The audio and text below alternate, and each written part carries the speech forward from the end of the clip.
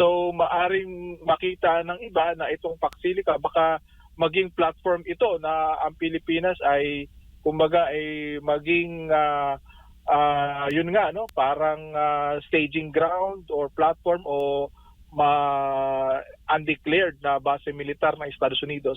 So yung mga paglilinaw, yung pagpabula nito mga ganitong perspectives, no, mahalaga para sa ating pamahalaan para makumbinsi hindi lang yung ating mga kababayan tungkol doon sa potential security risk, kundi pati na rin yung ating mga kapitbahay kasama na yung China. No? Yung mga pangamba na taong bayan, particular dyan sa community yan sa New Clark, sa area ng Tarlac, ay may address. No? Kasi yun nga, bilang developing country, gusto natin ng kapital, no? Gusto natin ng teknolohiya, gusto natin ng pamumuhunan at mas magandang kalidad ng trabaho. No? Siyempre, lahat naman ng mga ito may kaakibat din, no? Na kumbaga may trade-offs din, no? Maaring magkaroon ng konting maaring magkaroon ng epekto sa paligiran, sa local economy. So, mainam na itong mga bagay na ito hindi tinatago at pinag-uusapan.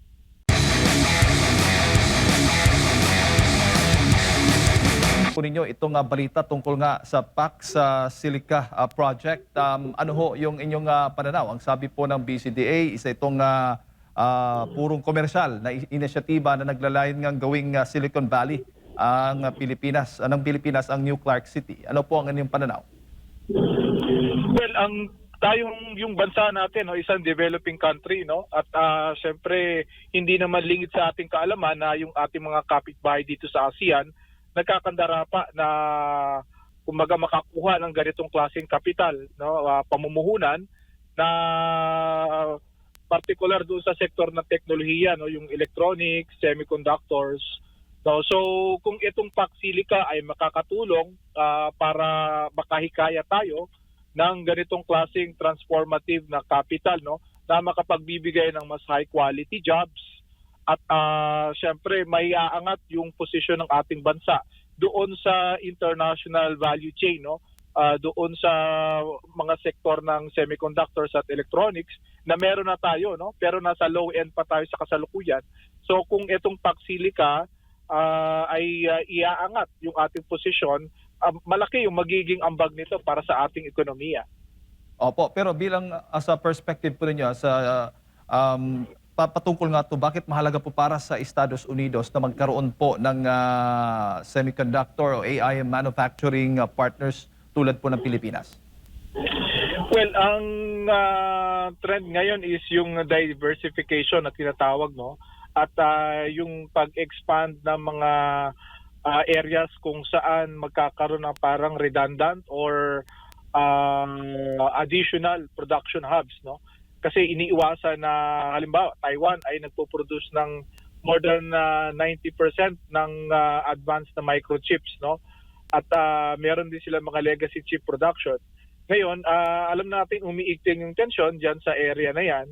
So kung masyadong concentrated ang pandaigdigang merkado doon sa supply ng ganitong klaseng critical na commodity mula sa isang particular na lugar, pag nagkaroon ng kagipitan o kaguluhan, maapektuhan yung supply.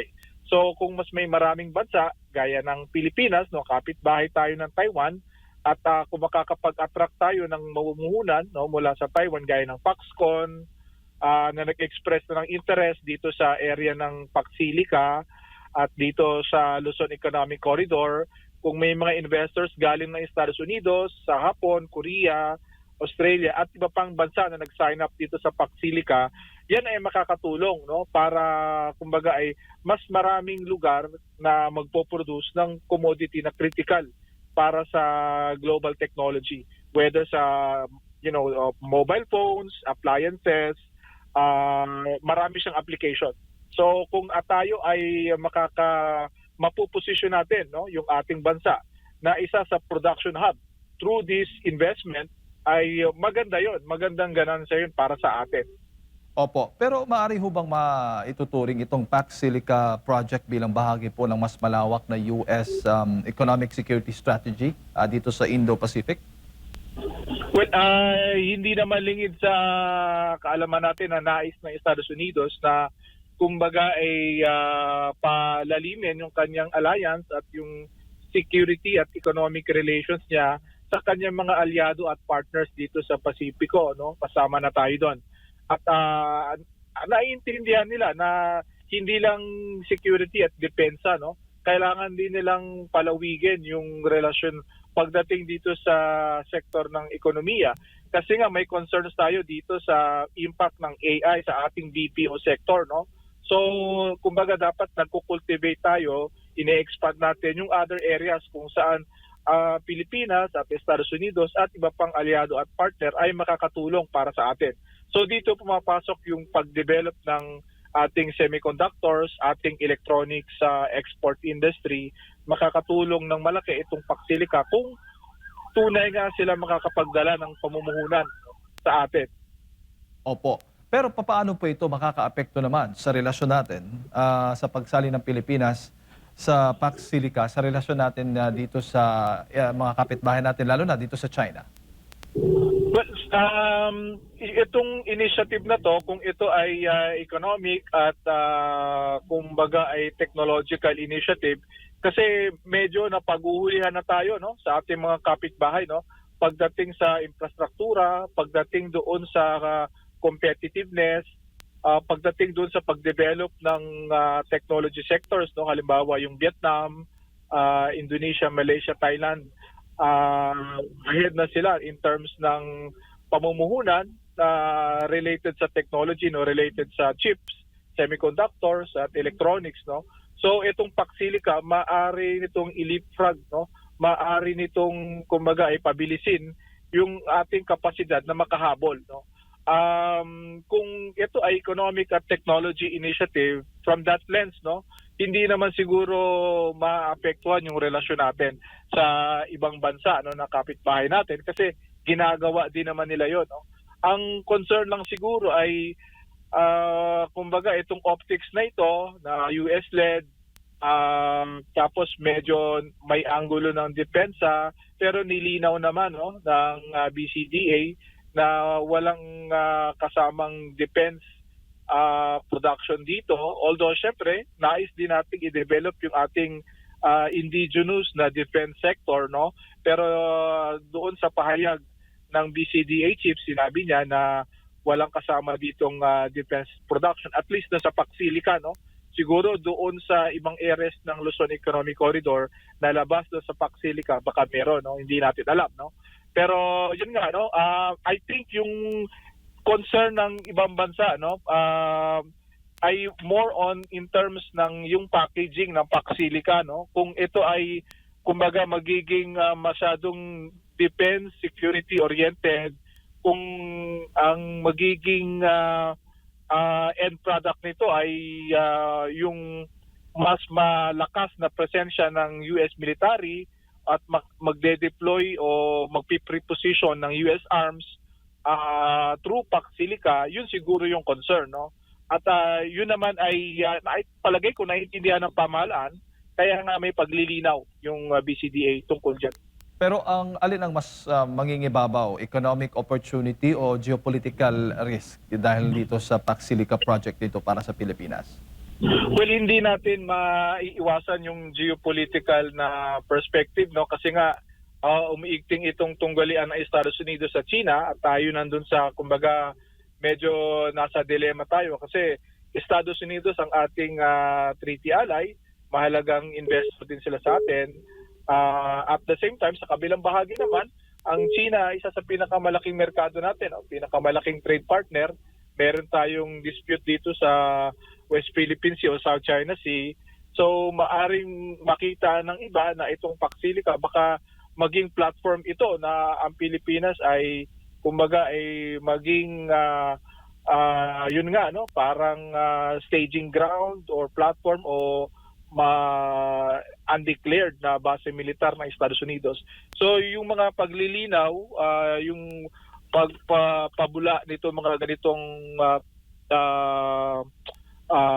perspectives, to mahalaga para sa ating pamahalaan para makumbinsi hindi lang yung ating mga kababayan tungkol doon sa potential security risk, kundi pati na rin yung ating mga kapitbahay kasama na yung China, no, na itong Pax Silica ay hindi initiative na para i-target ang isang kapitbahay o particular na mga bansa, kundi ito ay initiative ng mga allies at partners kasama ng Pilipinas na palakasin yung ating pambansang kapasidad, no, na makapag-produce ng cutting-edge technologies in the future. Opo. Pero papaano dapat panatilihin ng gobyerno, ng administrasyon ngayon yung independent foreign policy habang aktibong nakikilahok po dito sa US-led initiative tulad ng Pax Silica? Well, yun nga, yung pagbalanse na yan ay kailangan nating matutunan at kumaga yung pag-navigate nitong competition ng Estados Unidos at China. Kasi Jade at Admar, no, yung China malaking merkado rin for semiconductors at electronics, no. So kung makakapag-produce tayo ng mga ganitong produkto dito sa ating bansa sa pamamagitan ng capital, no, investment at teknolohiya galing dito sa Pax Silica member countries, most likely isa sa magiging malaking merkado natin ay China, no. So miski yung mga technology Asian countries, no, gaya ng itong Japan, South Korea, yung Taiwan, malaking merkado ang China para sa mga produkto nila related dun sa electronics at semiconductors, yung mga chips, no. So tayo, kung mapapasama tayo dun sa grupo na yon, madedevelop natin itong mga sectors na ito, malaking merkado rin ang China. So mahalaga na yung relations natin with China bilang source ng inputs, mga raw materials, supply chains, at the same time end market, no, ng mga produkto na related doon, no, semiconductors at electronics, mahalaga na yung relasyon natin with China ay stable. Opo. Pero makakatulong po yung Pax Silica upang mabawasan naman yung pag-export ng mineral, Prof? Well, yung nag-export tayo ng mga raw mineral ores, no, alam naman natin na mas low value yun, no? At kailangan natin na ma-develop yung capacity na makapag-proseso nito mga minerals na to para makapag-create tayo ng mga downstream sectors, mas makapag-create tayo ng mas high quality na mga economic opportunities para sa ating mga kababayan. At itong Pax Silica, kung makakatulong ito na makahikayat ng kapital, teknolohiya at pamumuhunan para makapag-develop tayo ng processing industry natin for our finite, no, kasi mauubos itong mga minerals na ito, no, gaya ng copper, cobalt, nickel, marami tayo niyan. Pero yun nga, raw ores ang in-export natin. So kung meron tayong processing, mas mainam, no. At syempre malaking merkado ang China diyan sa raw ores, at kung mapoproseso natin yan, malaki yung kapasidad na makagawa tayo ng mas maraming trabaho dito. At syempre may angat natin yung position natin doon sa value chain ng critical minerals. Opo. Bago ko lang ipasa kay partner Admar, Prof, bilang isang foreign policy and security analyst, suportado po ninyo ito at wala po kayo nakikitang banta para po sa atin na itong Pax Silica project. Well, kaya nga itong 2 taon na parang period, no, kung saan magkakaroon ng negosasyon sa pagitan ng Pilipinas at ng Estados Unidos kasama na ng ibang partner countries, mahalaga itong period na ito para kung ano man yung mga agam-agam natin, kung ano yung mga concerns ng mga stakeholders, no, mula doon sa mga communities na maaring maapektuhan, no, ay mailahad natin at kumbaga mahanapan ng solusyon, no, ma-mitigate kung ano man yung concerns at syempre ma-address hangga't maaari kung mas mainam, no. Halimbawa doon sa whether yung water supply or energy supply na kakailanganin ng Pax Silica ay kukunin doon sa mga existing na capacity, no, at makakaapekto doon sa demand, no, yung sa supply rather doon sa mga communities na sineserve nito mga utilities at power distribution na ito, no. So nasabi naman na maglalahad, no, maglalatag ng dedicated, no, na power at utility services para dito sa Pax Silica, no. At in fact, no, the BCDA chief sabi nga na baka may surplus pa nga ng power o yung water supply na maaaring i-share doon sa mga komunidad, no. So yung mga ganitong issue dapat na pag-uusapan, kaya yung 2 taon, no, kaya actually na may a lot of optics, no, marami ng posters or statements na nasabi tungkol sa Pax Silica, pero this is still very much a moving undertaking, no. At itong 2 taon hanggang 2028. So most likely, yung susunod na administrasyon na ang mag-i-implement, no. Kung sakaling naayos yung mga gusot, yung mga concerns, kung naayos yon, kung ito ay isa sa katuparan na, yun na, susunod na pamahalaan na ang i-enforce, no, mag-i-implement nitong project na ito. So, atong 2 taon na ito, nais palagay ko, no, nais din ng mga investors na magkaroon ng policy continuity, no, magkaroon ng certainty. Kasi hindi naman bago sa atin na meron mga malalaking proyekto na napag-usapan under one administration, pagtawid doon sa kabilang administration, na aantala, minsan nakakansila at hindi natutuloy. So itong 2 taon na period na under PBBM President Marcos administration, ito ang pagkakataon para kung ano man yung mga issue sa Pax Silica, ma-address. Opo, Sir Lucio, may buntag si Admar po ito. May buntag. Opo, mas sa tingin niyo po ba mas maigi na buksan ito talaga sa publiko kung kasi parang kung ano lang to nababasa lang natin ito sa social media, sa online itong mga pangamba na ito. Why not isama ito at pumasok na dito yung Kongreso, Kamara, Senado, magkaroon talaga ng televised na pag-iimbestiga para malaman talaga kung ano ba yung sitwasyon, ano yung mga pangamba, ano yung agam-agam ukol po rito, Prof. Well, yun nga, yung 2 taon na parang transition period, no, negotiation period, no, I think more than enough time yun, no, para pag-usapan itong mga issue na ito, magkaroon ng stakeholder consultation. Nasabi naman kanina doon sa panayam, no, with the BCDA chief na yung mga issue naman ito mula dun sa lupain, no, na kumbaga whether may impact ito sa indigenous community, doon sa water power supply, yun naman ay na-erase na at nasasagot naman so far. So, kumbaga kung magkakaroon siguro ng position paper at mga mas intensive na consultation, mas maganda yon, no, para at least yung mga pangamba na taong bayan, particular diyan sa community diyan sa New Clark, sa area ng Tarlac, ay may address, no? Kasi yun nga, bilang developing country, gusto natin ng kapital, no? Gusto natin ng teknolohiya, gusto natin ng pamumuhunan at mas magandang kalidad ng trabaho, no? Siyempre, lahat naman ng mga ito may kaakibat din, no? Na kumbaga may trade-offs din, no? Maaring magkaroon ng konting maaaring magkaroon ng epekto sa paligiran, sa local economy. So, mainam na itong mga bagay na ito, hindi tinatago at pinag-uusapan.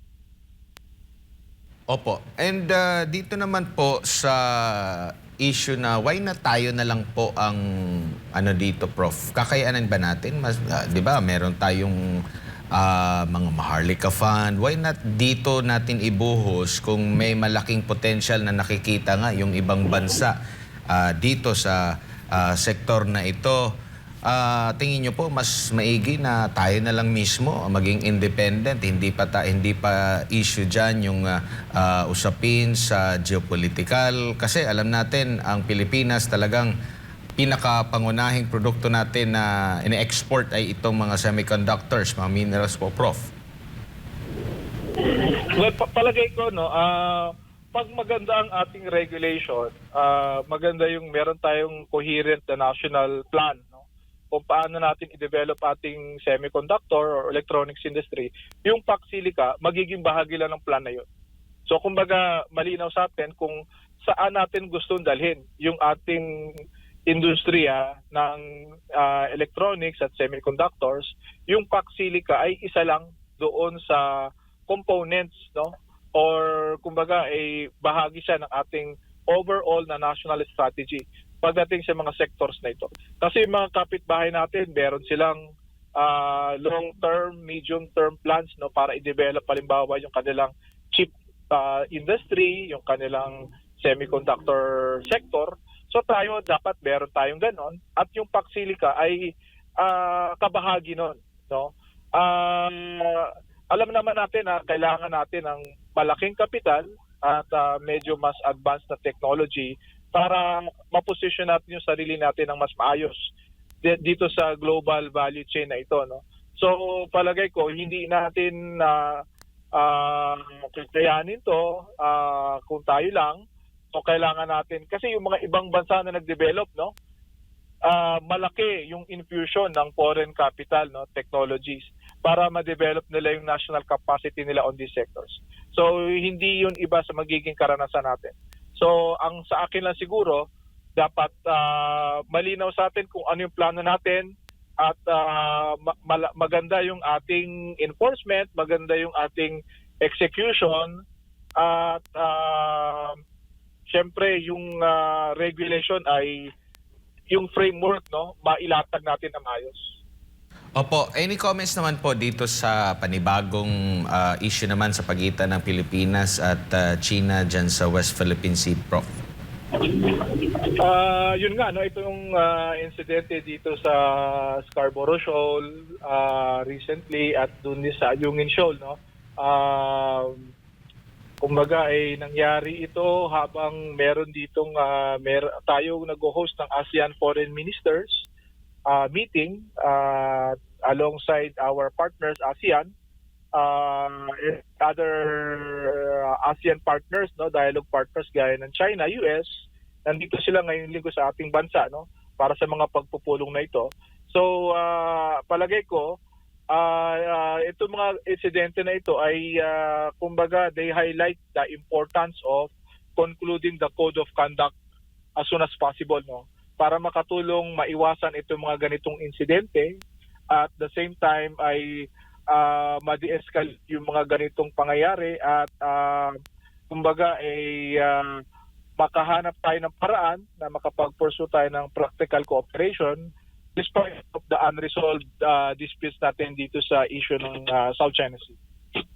Opo, Prof, hindi naman po ito itinaon dahil andito may mga bisita tayo ng mga foreign minister, mga foreign secretary po ng ibang bansa, lalo na yung galing sa China. Well, hindi naman siguro, no, kasi in the past months, past years, no, nakikita naman natin tong ganitong mga insidente dito sa West Philippine Sea, kabilang na yung mga flashpoint areas na itong Ayungin at yung Bahao de Masinloc o itong Scarborough. Meron na tayong mga insidente dyan even before the meeting with ASEAN foreign ministers and other partners ngayong linggo, no, dito sa Manila. Pero yun itong mga insidente na ito ay nangyari, no, kahit na may pagpupulo ngayon, high level na diplomatic gathering dito sa ating bansa. Syempre this highlights nga, no, it underscores yung kahalagahan na itong code of conduct masapilal while tayo yung chair, no, ngayong taon. Isa to sa mga nais nating maging deliverable natin bilang rotating chair ng ASEAN. So kung meron namang silver lining, no, or positive dito sa mga incident nangyari, ay ito yung kumbaga magkaroon ng urgency, no, na matapos itong mga negosasyon para magkaroon tayo ng code of conduct para makatulong, no, ayusan itong mga ganitong klaseng untoward incident na maaaring mag-cause, no, ng miscalculation at accidents, no. May mga nasugatan, may na-injury sa bahagi natin. Ayaw natin na mangyari pa, na magkaroon pa ng ganong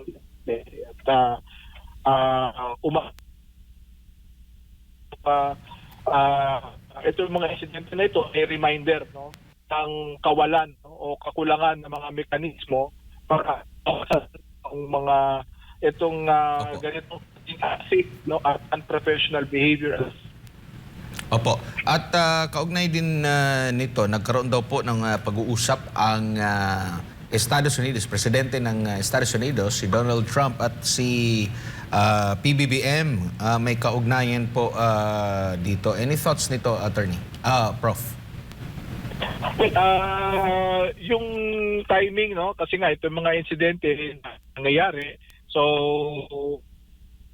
well,